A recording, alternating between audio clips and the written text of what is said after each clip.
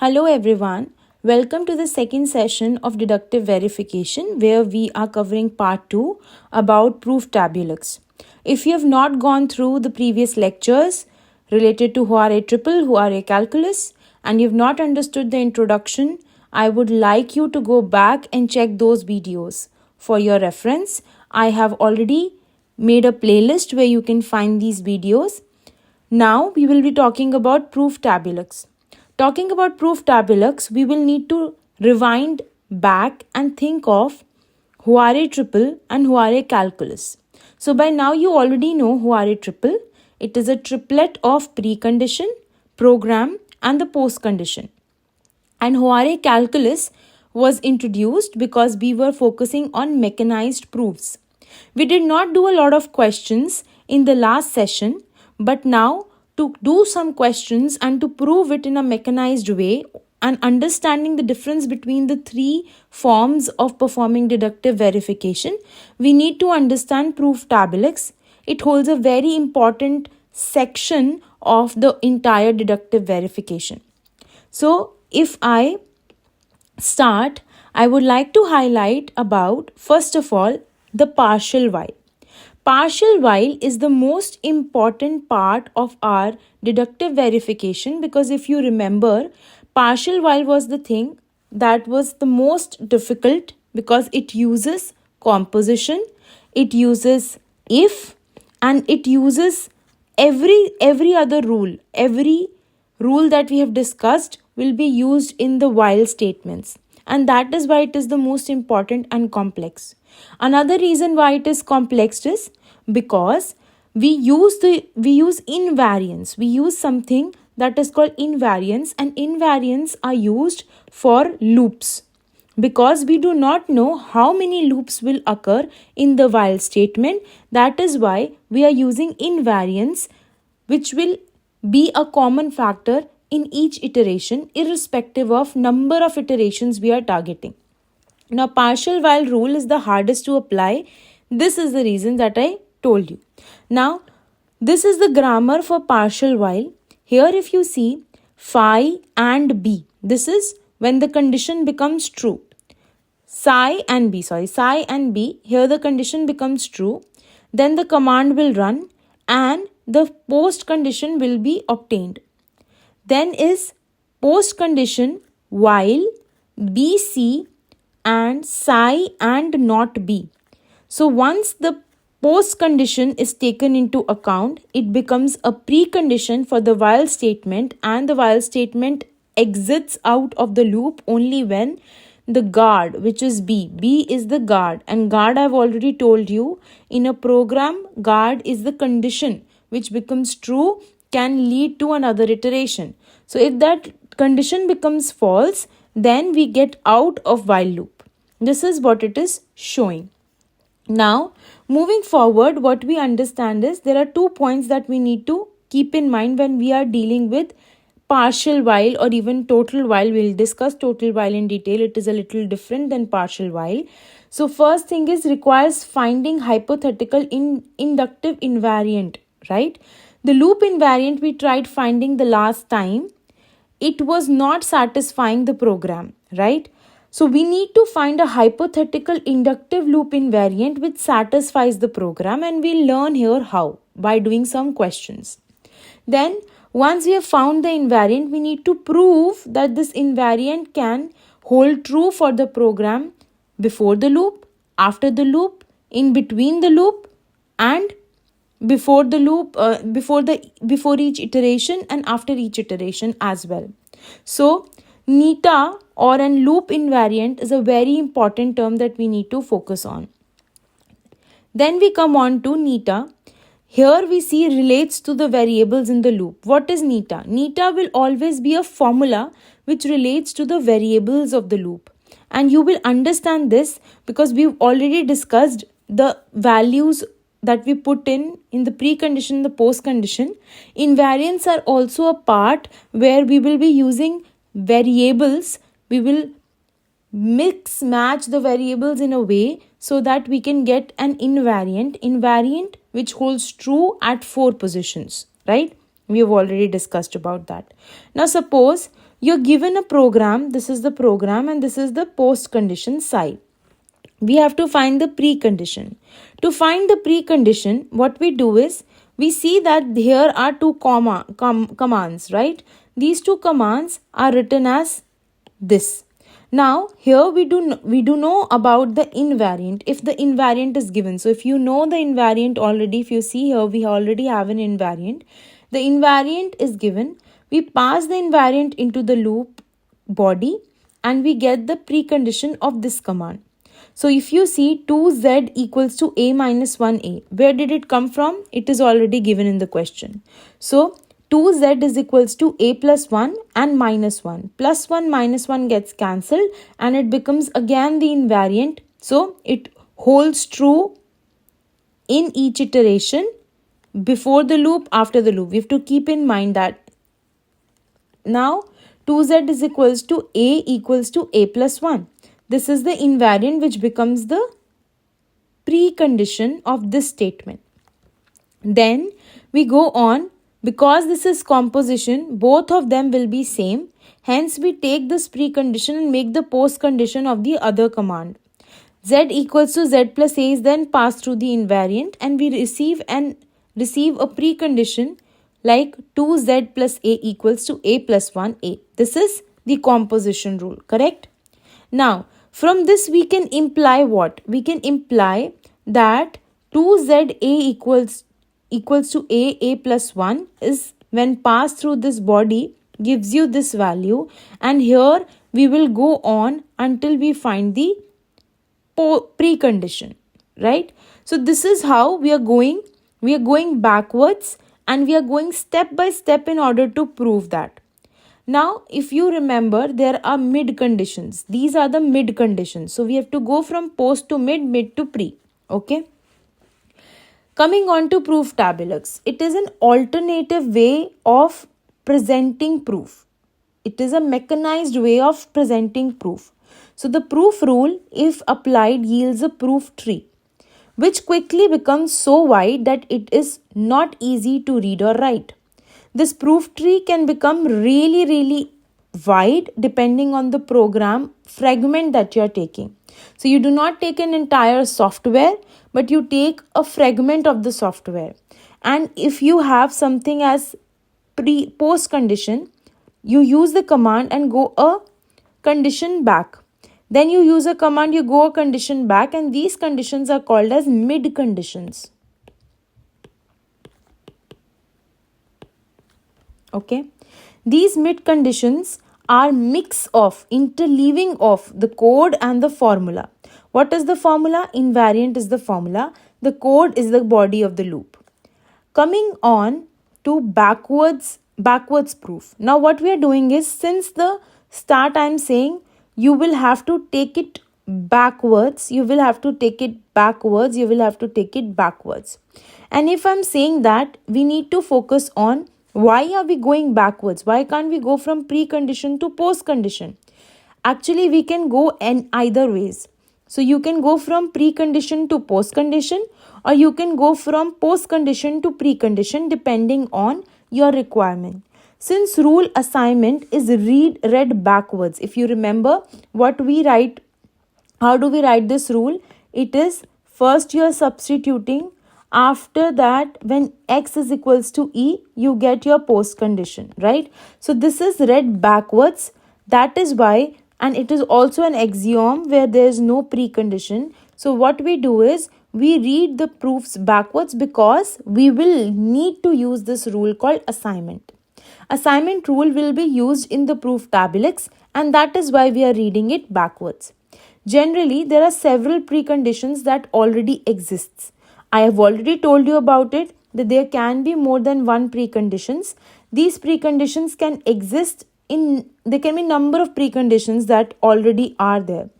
But what we have to do is, now because we are moving towards a general template that can help us solve all the problems and prove it in a mechanized and automated way, we will need something called weakest precondition. And we've already discussed about it in the implication rule. The weaker precondition is needed so that we can yield the general proof. Whatever is the general proof, we can actually get to it. That is why we need weakest precondition. And because we need weakest precondition, we will need to revise all the proof rules to get the weakest precondition, because this is one of the most important term that we would need. Now, when we are doing inductive invariance, when we are going through the inductive invariance, the challenges for inductive invariance, neta can be of two characteristics that we have to look into. So, neta can be inductive and useful both. Now, what do I mean by that? Induction, that is, when you go backwards, you see neta coming back again and again. This is inductive, and it should be useful. That is, it should satisfy the entire program.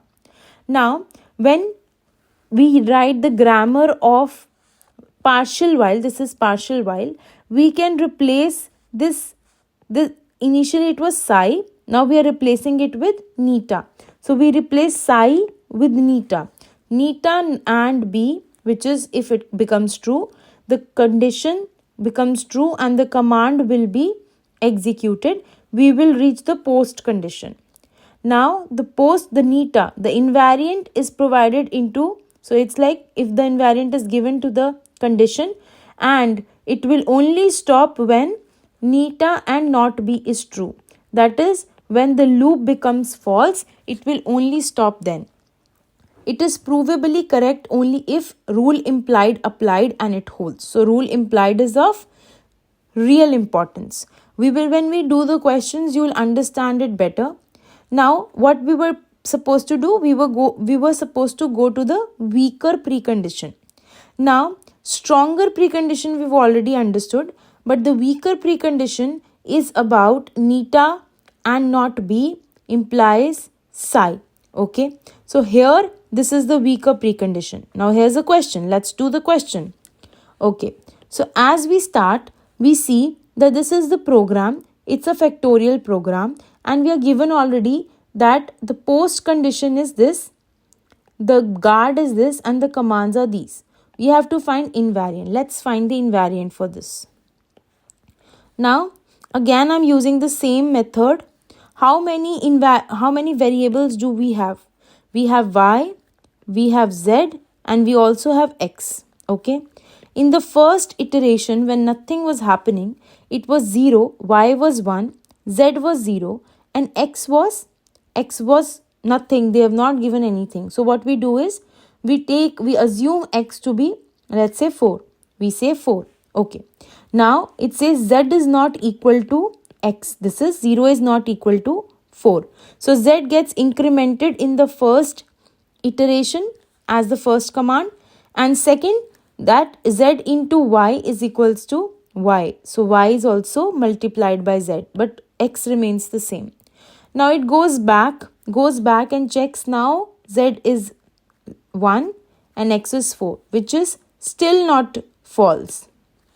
It is true. Now we go on to the second iteration. Here z will again increase by 1, and here we will multiply these two, because the updated value of z is 2. 2 into 1 is 2. Correct? Now z becomes 2 and it's not equal to x. Then it's true. Third iteration, z increments. It is as it is, and 3 into 2 is 6. Now because we also have this iteration as true, we go on with the fourth iteration. Here it is 4. Now z increments and gets to 4, and 4 into 6 is 24. Now here, once it is 4, this becomes false, the loop terminates, and that is it. So the values that we have got, let's make a relation out of them. First is, if z is 0, y is 1, and x is 4. Also a trick, if you're doing a factorial program or you're doing certain sort of program, you have to see the post condition also, because sometimes the post condition is also an invariant or can give you an insight about an invariant. So let's see. It says, let's say we take a factorial of 0. It gives us 1 as y. This is z, this is y. Okay. Then we take 1, it is again 1. Then we take 2, it is 2. Good. Then we take 3, it is 6. When we take 4, it is 24. Is it satisfying the relationship? Hence, our invariant is y is equals to z factorial. This is our invariant. Now, how will we do proof tabulux is a different thing. But right now, finding an invariant is very important, which you've found. So, the relation that you see, you've seen that here is the post condition y is equals to x factorial. In the end, you have to find the factorial of x. Okay. X is equals to, if x is 4, y will be 24. And that can be easily shown by z. It is true for each and every iteration.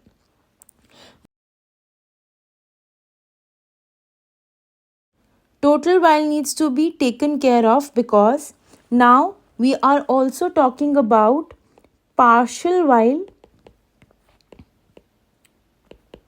plus the termination. Right? So for the termination, we need an extra element which is called variant. Variant is very important, and if you see there's a difference between total while and partial while. The difference is of this. I'm highlighting the difference. Rest all is same. And this difference is very important to be analyzed because this difference will help us understand total while in depth. Now, when we talk about total while, we need to understand the variant part. Variant is something that is decreasing. First of all, it is equal to something and then it starts decreasing and slowly becomes 0, and that helps us end the loop. So if you see this question here, either you're decreasing or increasing depending on, so there's a guard. Guard is z is not equal to x is the guard, right?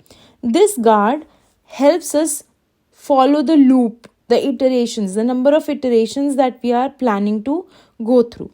Okay, so here when we go into the variant part, this is the guard. This is related to guard. Okay, and we want to make it such that the loop terminates. So if there's a guard which doesn't allow the loop to terminate, this cannot be proved under total correctness, right? To prove it under total correctness, we need an variant. Variant which reduces the values such that we reach a certain point where the loop becomes false and the loop terminates. Okay, and this is what it shows. So E is greater than 0, but it is equal to E naught. So the initial value of E, let us suppose initial value of E was 4. In the above case, we are giving it to E naught because this will keep on either increasing or decreasing. Let us say this has to decrease. Now when it decreases, it should become 0 because the guard is x is y, z is not equal to x. Say we are reducing x. If x and z are reducing, z is 0 and we are reducing x. Or we did in the previous example, we were increasing the value of z to meet x. Anything that is decreasing or increasing in such a way that the termination can be obtained is something that we will be considering. Okay. So variant is something that is increasing, decreasing, or whatsoever is varying at every point, and in the end it will lead to termination. So this is the precondition and this is the post condition. Now the expression E will decrease with each iteration because it is a variant and it is related to guard condition. Now this is the symbolic variable. If you don't remember the logical variables, you can check the previous lecture. There we have discussed the logical variables as well. Now is the time to understand what it says is, what is the suitable variant? What is the suitable variant? And what it says is, it says about partial or total correctness. We need to check this. So here what we focus on is, we are focusing on this program which is of factorial, and we are now checking if this is provable or not, right? You can try this program once. I will give you 2 minutes, and if you can find the problem, understand the problem, then we will move on to the next part of the proof tabulux. But I will ask you to go through the program once so as to understand it well.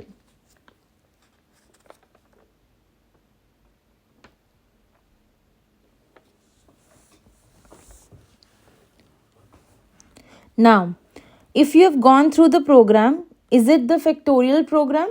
Was it what it is? Is it a factorial program or not? Yes. If you see here, the post condition is same as the one that we discussed. So we already know the invariant. What is the invariant? Invariant is y is equals to z factorial. Now we will be using proof tabulux to prove if this particular program is true under partial correctness or not. Let us start. Now I will use a method and I will urge you to use the same method because this will help us clarify the concepts really nicely. So we start with the post condition always. So if you already have a post condition and a precondition, you write it and you mention it as post condition. Okay. And then you write what? X is greater than equal to 0. This is your precondition that you need to get to. I will also ask you to put in the values, the program in this way. Y is equals to 1, leave some space, Z is equals to 0. Then while X is less than equal to Z, we go into the program, the loop, Z is equals to 1 and Y is equals to Y into Z. This is the program. Now we will be proving it. Now I'm taking another color to prove it. Whenever you are doing partial while, you need to remember the rule. Rule is neta B, C and neta. Then neta while B is less than C, it will be neta and not B. Right? Here, when it ends, how will it end? With this. Hence, we will write here neta and not B. What is neta? Our invariant is this and not of B. What is B? B is this. B is this. So, this is the B. Okay. So, here we will put not of B. And what we will write it as? It is partial while rule. Okay. Now I would like to make some space because the space is very less. So I will try to move it a little downwards and make some space for the rest of the commands. Y is equals to Y into Z and Z is equals to Z plus 1. Okay. Now we go back. Here the loop, we get into the loop. Now we only write the invariant. This is the invariant, right? And we write it like this. This is the invariant. Now we will do the assignment here. Assignment of the invariant of this command. This command will go into this invariant and it will become Y will be replaced by Y into Z. So Y is replaced by Y into Z. This is assignment. Now in this also again, one second, the assignment goes here. What we are doing is we are substituting the value. Then we come here, this is assignment. The assignment goes in and now here we have Z is equals to Z plus 1. So wherever you find Z, you put in Z plus 1 equals to Z plus 1 and this is again what we got, right? What happens now? Taking this and reducing it to this, okay, and I'm removing this. Now once you reach this step, what you will see is here there is a factorial and here you have Z plus 1 which will be implied as, because if you add 1, this is the weakest precondition and stronger precondition, weakest post condition, stronger precondition condition. y is equals to z factorial, and you write the guard. This is after the loop, right?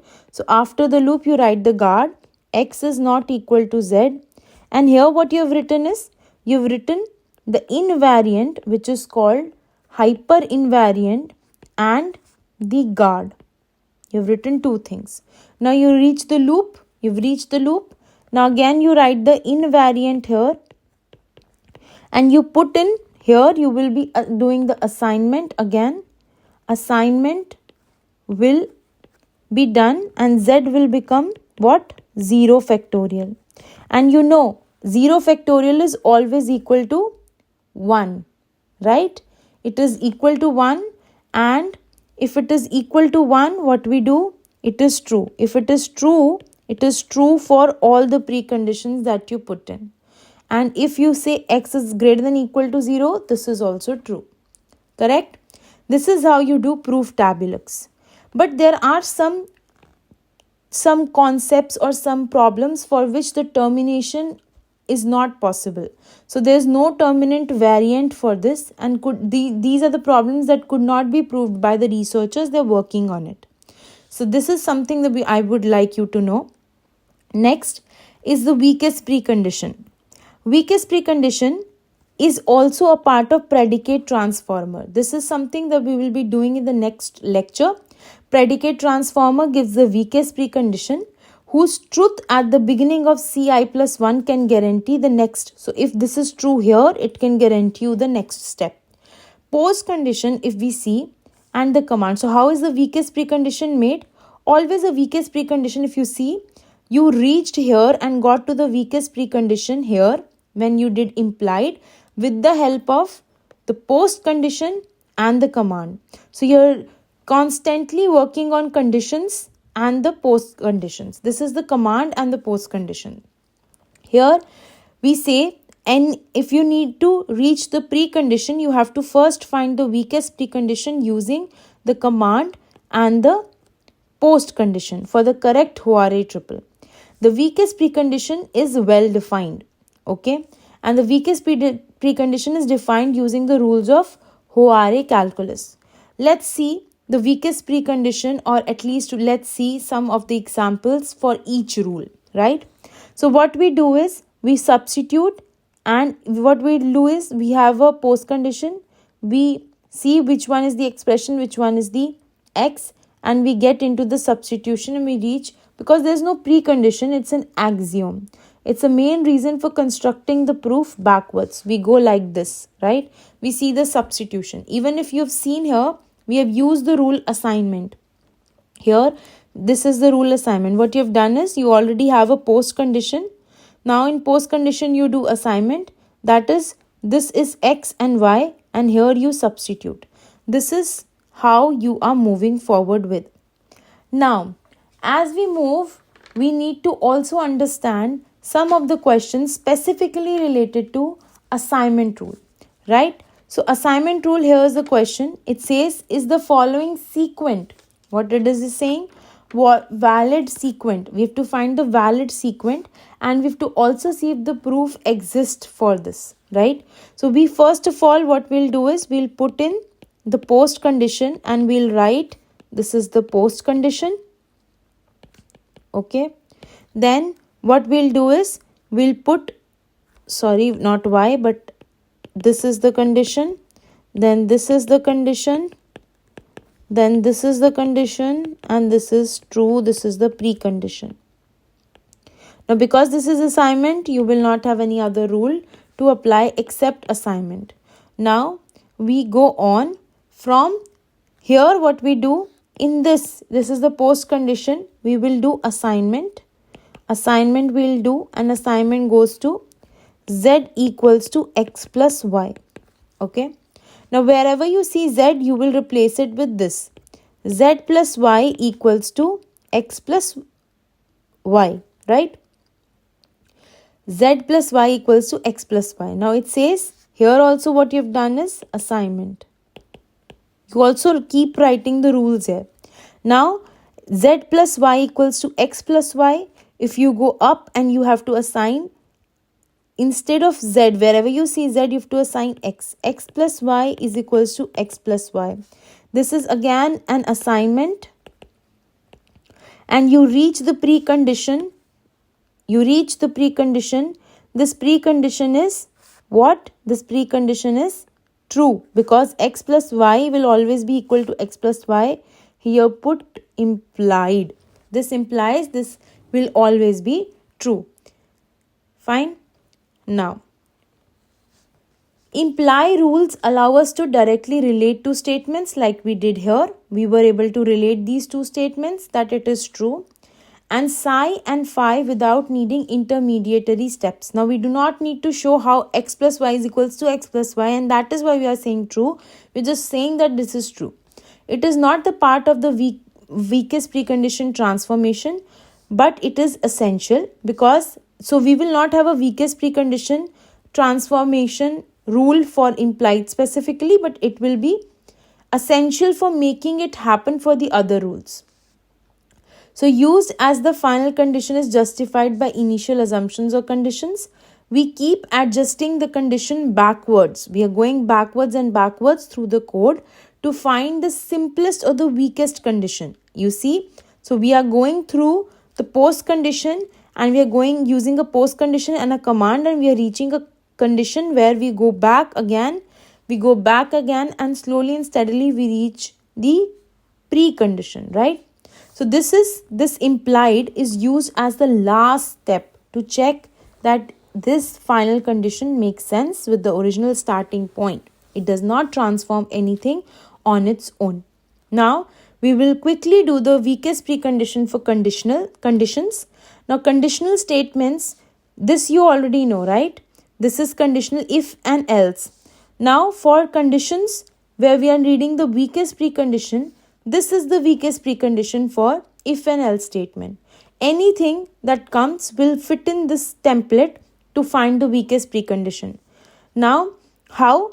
If the branch is true, then we will go to phi 1. And if the branch is not true, we will go to phi 2. This is the condition for if, this is the condition for else, and nothing else, right? So, proof rule for computing the weakest precondition becomes, say, phi 1 C1 psi, phi 2 C2 psi. Here we put a weakest precondition, and if this is the case, this loop will, this condition will run, and we will reach the post condition. So it will be derived from old rule. What the old rule was? Old rule was phi and b C1 psi, phi and not b C2 psi. Here we have phi if b c else c psi, right? What we have done is we have taken it as a normal Hoare triple, and then here we have put the weakest precondition. So we can derive this one from the old rule. Okay, we'll do tricky questions to understand that as well.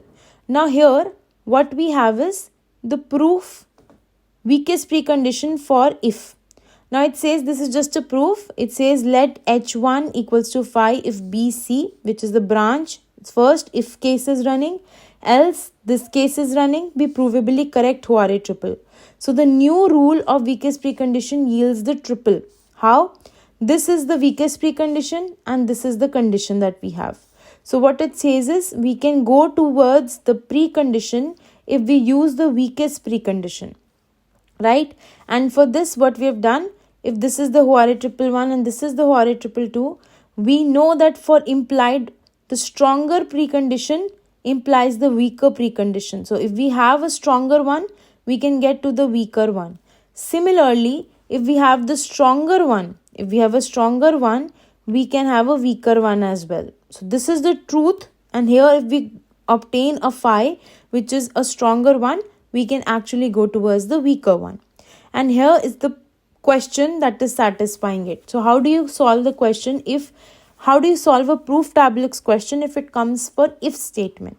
So see, a is equals to x plus 1, and if a minus 1 is equals to 0, we go into this condition, which is if condition, and if not, then we go into the else condition. We are given the precondition which is true, Post condition x is equals to x plus 1. Always try to write the rule and find out the major insertions that we have to do, like psi, C1, C2, B, so on. Now we go on to the post condition. Here is the post condition. Post condition we have written first. We write all the program related stuff in between, right? This we have already written. This is precondition, that is post condition. Now what we do is, here is the assignment. So we take up the post condition here and we use this. This is the assignment rule. We put a instead of y. So this is for the else. This is the final condition for the else.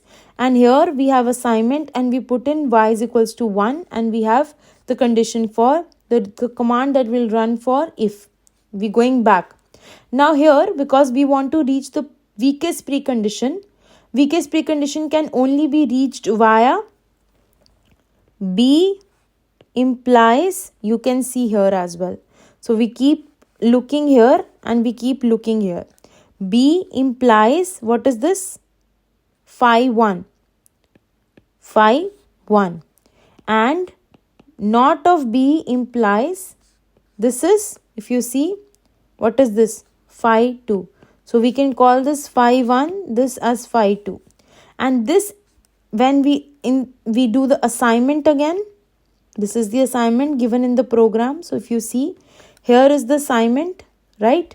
So what will happen is, we'll put in the values of A, we'll replace it with x plus 1. And when we do that, it becomes x is equals to 0, implies x is equals to 0, which is true because 1 minus 1 is 0. Then x equals to 0 implies x plus 1 equals, this is true. And this is, even if this is false, there is an implied rule, it will always be true. That is why we get into a tautology state. Tautology, if you don't know this term, go to the first lecture. And here we will get the precondition true. This is how you prove if. Why do we need weakest precondition to prove any Hoare triple? Because this is the simplest precondition, a general proof that will help in getting the desired result and proving that this is how we are getting the desired result. Now, here we end our lecture. We will move forward with other parts in very much detail, and we'll cover the predicate transformer and other portions of it in the next lecture. And please keep your understanding clear about the concept. We'll do a lot of questions also once this theoretical part is completed.